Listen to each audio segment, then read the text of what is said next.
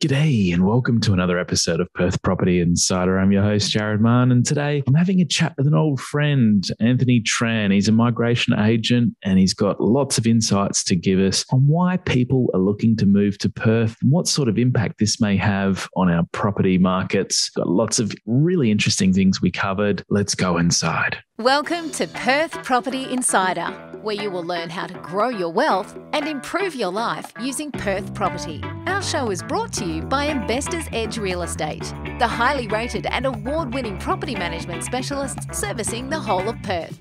Now, here is your host, Jared Mann. G'day, Anthony. Really excited to have you on the podcast today. Thanks for joining us. All right, it's my pleasure. So tell us a bit about your background, because I know we've crossed paths over the years and you had a brief stint working with me as a sales agent, did really well over that period, but you had so many other things potentially calling you.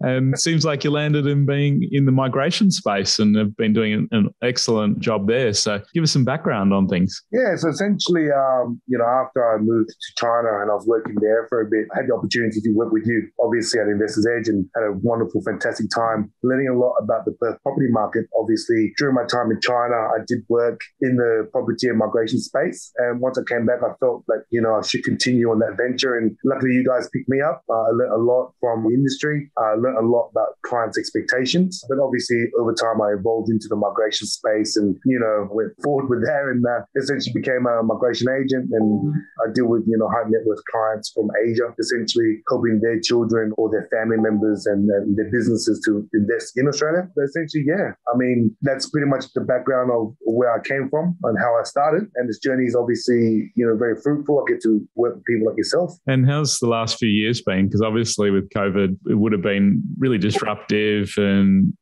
have you just been twiddling your thumbs or have you, I know it would have picked up a lot lately, but take us through this period. It was a great time to review strategy. It was a great time to maintain relationships. As you can imagine, when you walk around the streets and you tell people that you're a migration agent, and every Tom, Dick and Harry wants advice. So it was actually good to have some downturn, but also allow us to review our marketing strategies and enter the market accordingly. So we spent the last 2 years actually building education side of the firm, which allows us to get overseas students to come over, which was great. It was a great opportunity to work with education institutions, especially those that survived COVID. It was actually very busy. Unfortunately, people continuously do the wrong thing and get their visas cancelled and, out. So it never really ended, really. Okay. Well, it's fabulous that you got through, because I guess if COVID took out the weaker operators, and it's probably cleaned out your industry a bit too, hopefully. Yeah. So change can be a good thing. Yeah, that's right. I mean, it got rid of all the part-timers, people who weren't really dedicated to the industry, so excellent. It was a good refresher, to be honest. I actually thoroughly enjoyed the whole experience, to be honest. Didn't have to fly out, so that was great. Yeah. And I know you got a lot of trips coming up ahead, so it was very hard to pin you down for this interview, wasn't it? So yeah, it's horrible.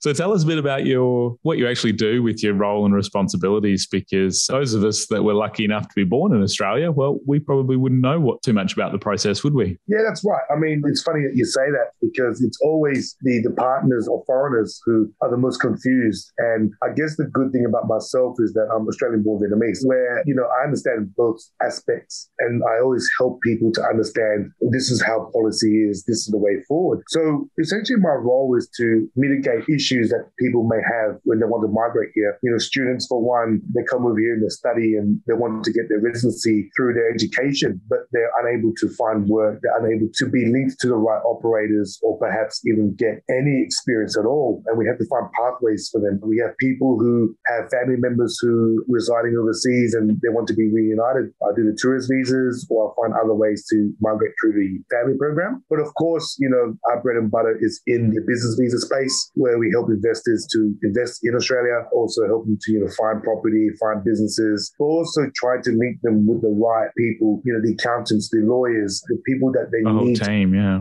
It's never just, in isolation, is it? The hard thing about it, Jared, is that everyone that's uses a representative in, let's say, Malaysia, those guys only have an office in Malaysia and they don't have a representative here. And what happens happens is that, I had another guy recently who landed here and she's a doctor. She's like, oh, my migration agent promised me that she'll help me to buy a restaurant. And I'm like, why would you open a restaurant? Like, what do you know about opening a restaurant?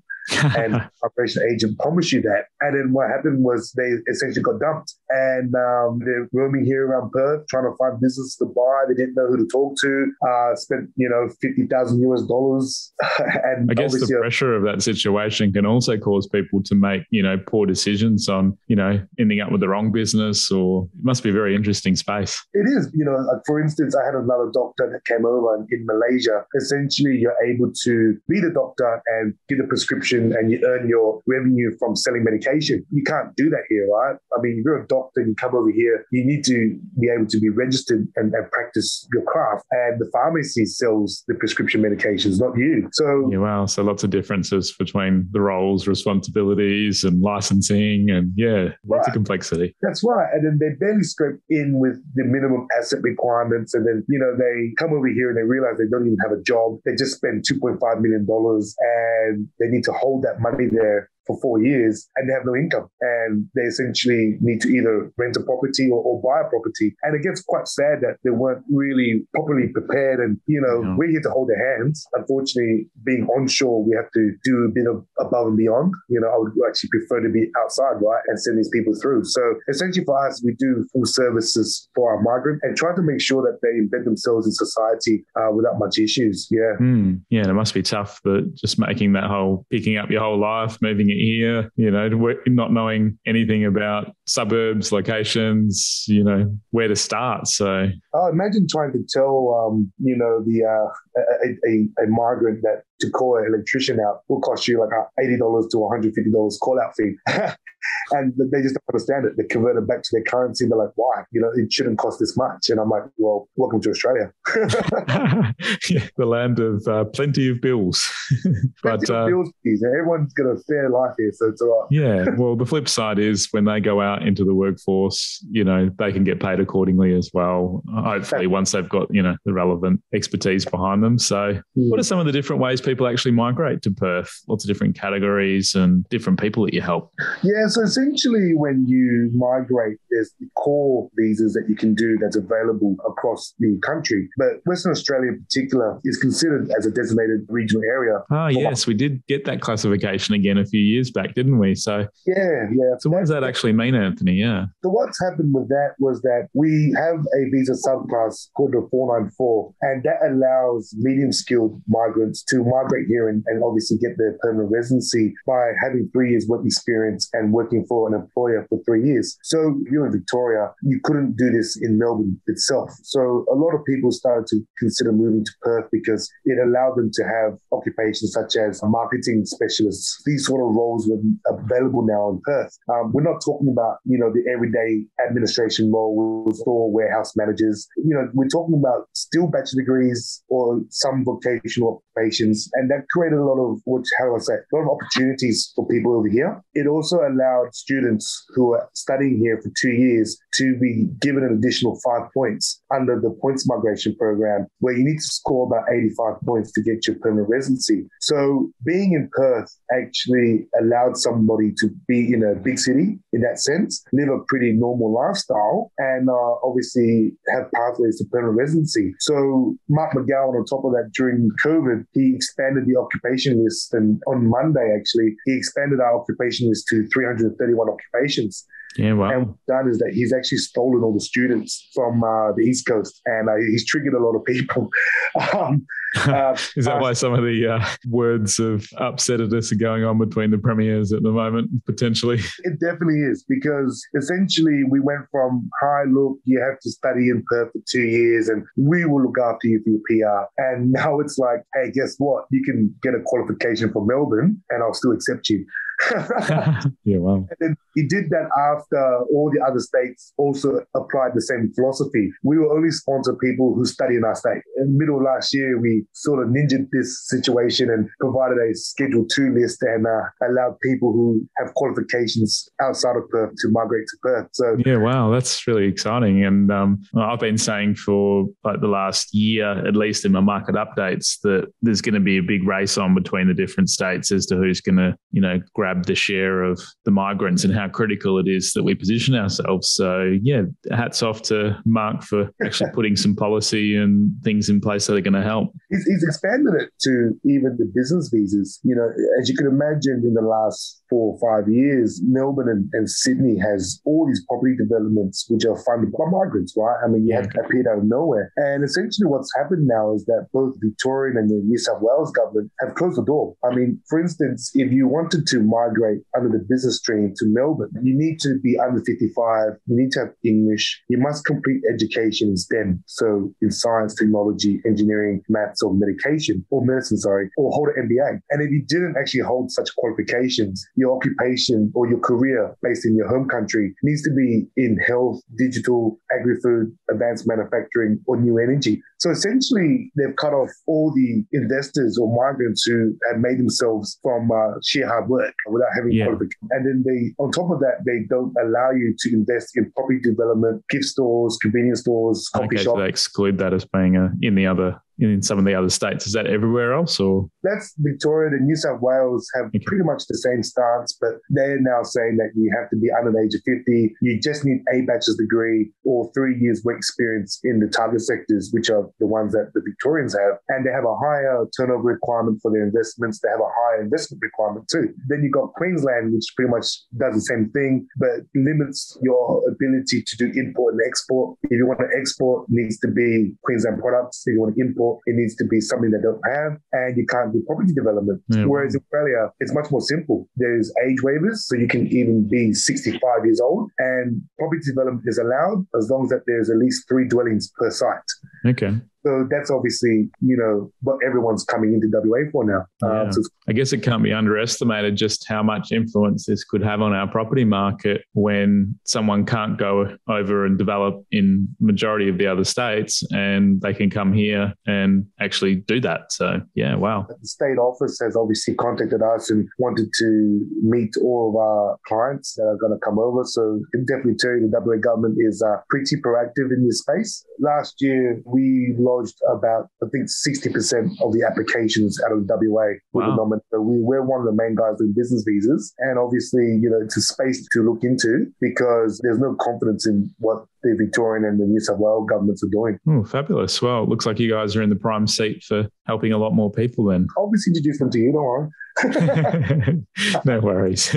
Well, the most important thing is for them to, get off on the right foot with the right people and, have their first experiences be really positive so that, they stay a long time and contribute to the overall economy and making this a great place to live. So that's right. That's it. So what's the process typically and how long does it take for someone to go through migration? It's years. I mean, even if you were to marry an Australian, do a spousal visa, the current processing time is 33 months. It is huge, but it's also down to the fact that we have a quota on the amount of permanent residencies that we'll approve. And the Liberal government set it at 168,000 per year. The previous Labor government had it about 180,000. So during COVID, what they did was they ramped up the partner visas to 72,000 visa grants per year, but they've now scaled back for the next financial year to 40,000. Worryingly enough, they also went from 13,000 business visa grants to 9,500. So,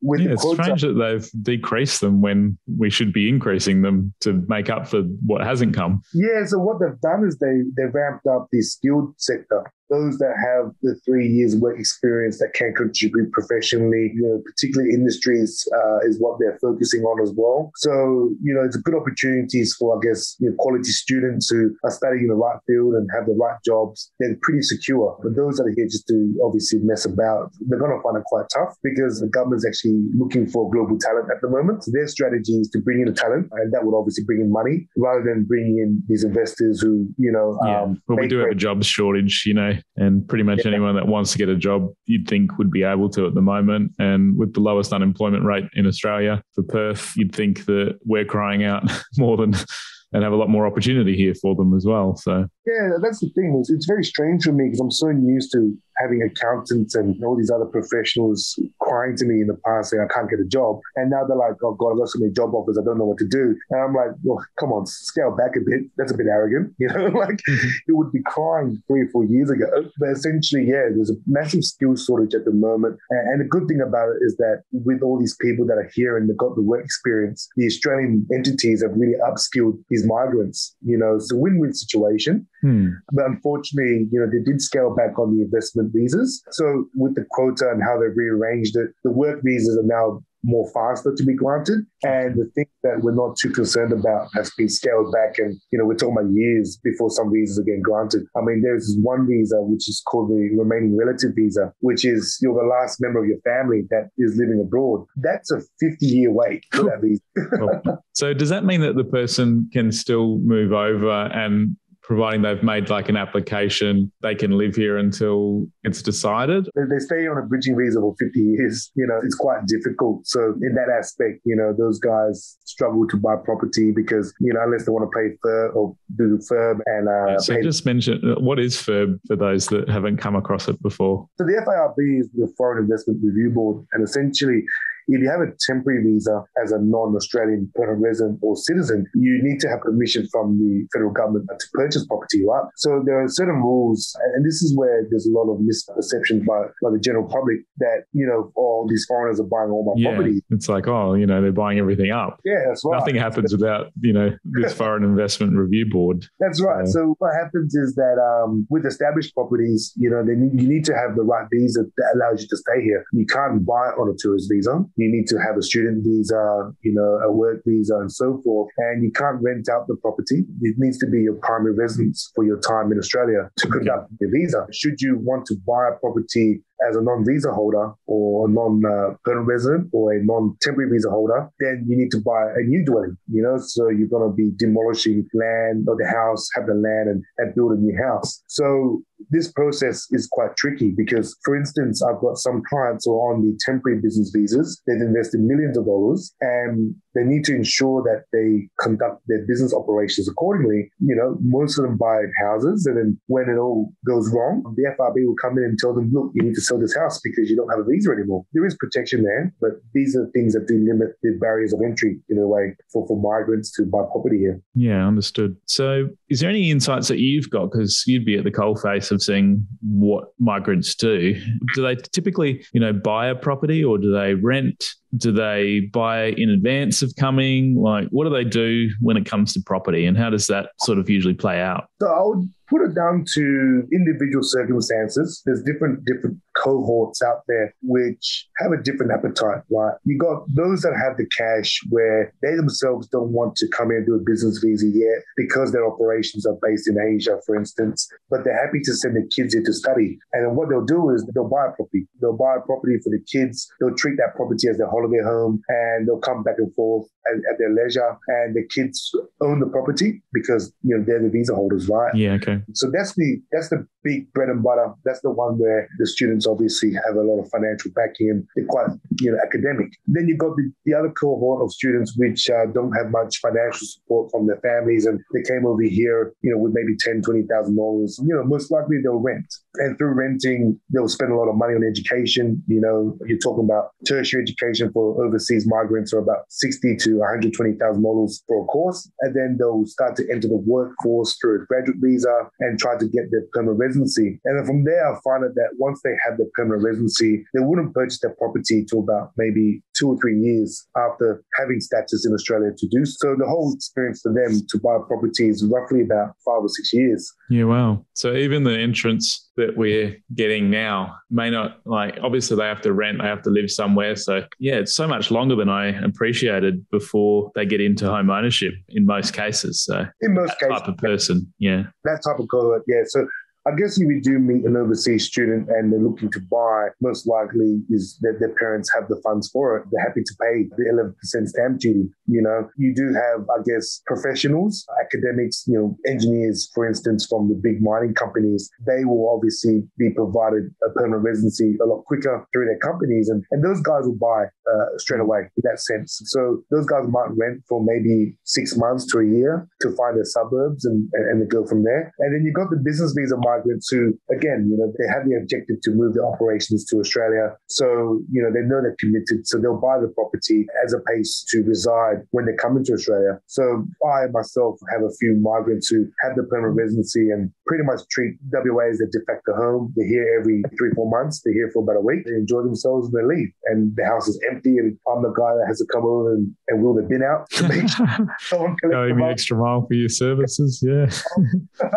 But yeah. It's crazy that, it would just stay empty if they're not allowed to rent it out. So that's the thing. I mean, but these are... They want flexibility, I guess, of using it when they want to. And, the rent probably doesn't mean that much in the grand scheme to them. 30,000 a year, drop in the bucket probably. Yeah, so. I mean, I bet you if you go around Dalkeith, around Jutland and things like that, a lot of those guys out there, they don't live here. A few of those properties around Manning, outside the university, a few of those guys haven't come back since COVID. They just stayed offshore. Yeah. But there's a lot of empty houses at the moment where migrants who have got their permanent residency haven't returned back yet. But it's just a different appetites, really. No, well, that really gives us a lot better ideas. So we've touched on a few reasons already, but why do you think migrants might be choosing Perth over other capital cities from what you're seeing when you chat to them? It's really about the lifestyle. I got a good understanding of this when I was in Beijing and I was working out of there. It's, you'd be surprised because we take for what we have for granted, these beaches, these weather and so forth. When I was in China,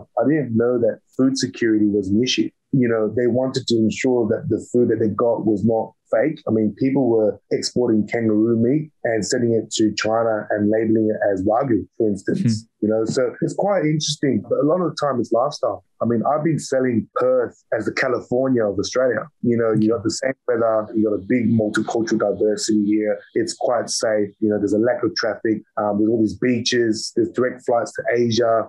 So overall, people realize that, it's like living in California, but without the hustle and bustle, without the traffic jams. I had a gentleman before, he just left. He went from Istanbul, he moved to Bordeaux in France. He lived there for about 6-7 years. Moved to Calgary in Canada. Been living there for 5-6 years. He's built his empire in the mining industry. And then last week we flew into Perth and we had a talk. And now he's moving to Perth because he feels that Perth is a diverse city that has all the needs that he needs, and he loves it here. So it's quite interesting that you meet all these. Well, of all those places, I mean, that puts us pretty high up there, Anthony, at Bordeaux in France. Exactly. Canada. Yeah. Wow. I never really thought about it. And he goes, because in Canada, you have the multiculturalism, everyone's nice and friendly, just like Perth. But when winter comes, it's really cold. And then in France, you have the culture, you have the lifestyle, you have the wine, you have the produce, but you have that here in Perth. Probably not the same level of business opportunities, I'd think, in France per se. Yeah, that's right. So, and he's obviously got gold mines, around the world. And he thought, well, you know what? I took him down St. George's Terrace. I'm like, look, mining company. And then, he's seeing all the Lamborghinis and the Rolls Royces going up and down the street. He goes, I love it. And then, in that 3-4 days of taking him around, he decided Perth's the place to be. And it was quite funny because when I talked to him, he was like, Anthony, I want to live 45 minutes from the city along the coast. So then he started going Google Map and then he was looking at Bunbury and all that sort of stuff. And then I was like, why are you looking so far? And then he realized, he goes, oh, you know what? When I got here, my imagination was that I had to live that because pricing and traffic jams and things like that. But you know what? I love Scarborough. Scarborough's awesome. And I was like, so you're going to buy in Scarborough? He goes, yep, that's what I'm buying. I didn't realize that it was that simple to live here. You take it for granted what we have here in Perth, and you don't actually know all these things that people value. And we have it quite good here. We have it really good. Yeah, awesome. That's one thing for me to take away, and just, grateful for everything we have here. So just remember, it's the California of Australia. I'll start using that now when I speak to my buyers from overseas. Any other reasons to round out why you're seeing people choose us here as opposed to some of the other capitals? Melbourne and Sydney is very diluted. Obviously, a lot of the migrants that are coming here, they sort of want to make a name for themselves too. So I found that, especially with the Chinese, for instance, and the Vietnamese, is that they see that, there's someone that went there already and established themselves as the construction guy, as the finance guy, so they're all coming here to Perth to try to make a name for themselves. So that's why you're seeing recently, there's some pretty big companies that have come through here and decide to make WA their headquarters because they want to dominate this market, be engaged in their communities and be known as, the one of the cultural leaders in a sense in their communities. So Perth has obviously been recognized as the next city after Melbourne and Sydney, and direct flights make it quite easy. Traditionally the Singaporeans and the Malaysians and the Indonesians were the ones that, were trying to create business here. But, with how the economy has gone in certain countries, people really recognize Western Australia. What countries are migrants coming from? You mentioned Southeast Asia there. Is there any others? Predominantly Asia makes the bulk of the numbers. I mean, generally speaking, every country that we target that ever run a marketing campaign wants to come to Australia, right? In reality, the core numbers, if you talk about migrants, people born from overseas, it's still going to be the British and the New Zealanders. They're still the bulk of people, the migrants that are here, right? But in terms of those that are coming here for study, went for the whole 9 yards of doing everything, it would most likely be the Asians. The South Americans to an extent, but the South Americans don't really get into the investment side of things. They migrate here under the skilled areas, especially as engineers. A lot of the South Americans, they work for American corporations that are based out of Colombia and Mexico. It's quite diverse, but they're the two main areas that I would say where most of the students are coming from that we see. Yeah, okay. So any sort of predictions for the migration levels over the next 1 to 2 years and 5 to 10 years? What are you expecting ahead as a business? I think for us, there's a golden opportunity right now for those who are seeking to come over here on temporary visas, such as the student and work visas. I don't imagine the numbers being less pre-COVID. I think the numbers will be higher. But in reality, the government does have a policy of how many people are granted permanent residencies every year.